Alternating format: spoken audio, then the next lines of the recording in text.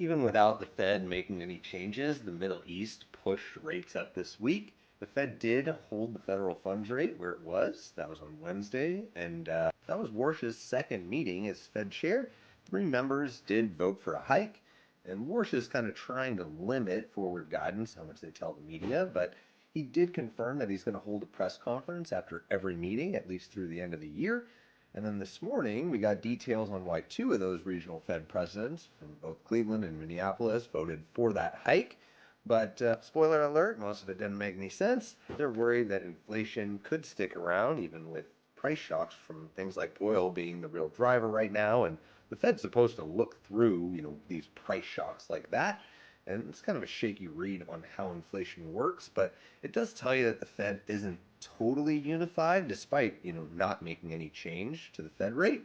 And the real story was Iran. They launched a missile attack on U.S. bases in Jordan. All of them were intercepted, but the U.S. did respond by coordinating with Saudi Arabia to strike Iranian-backed forces in Iraq, and oil jumped 6% on that news. And things are still hostile there heading into the weekend, and that's basically what's been pushing rates up all along here. We've seen a lot of action and updates come over the weekends previously, so we'll see what happens over the next couple days here. The numbers we got were actually decent. Core PCE, that's personal consumption expenditures, the inflation measure that the Fed focuses on the most, and that came in a touch lower than expected. And shelter costs are finally starting to cooperate in the inflation numbers and show up there after years of lagging behind.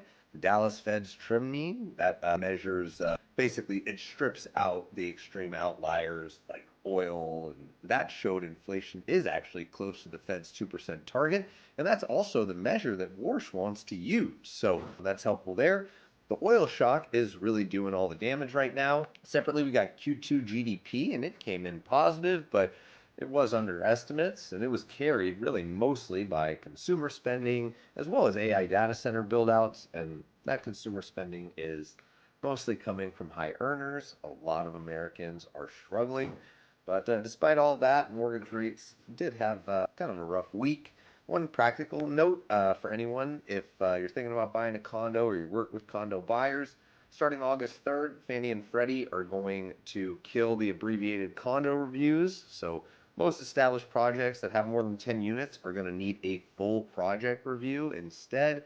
And that means more paperwork from the condo board around budgets, reserves, insurance, and things like that.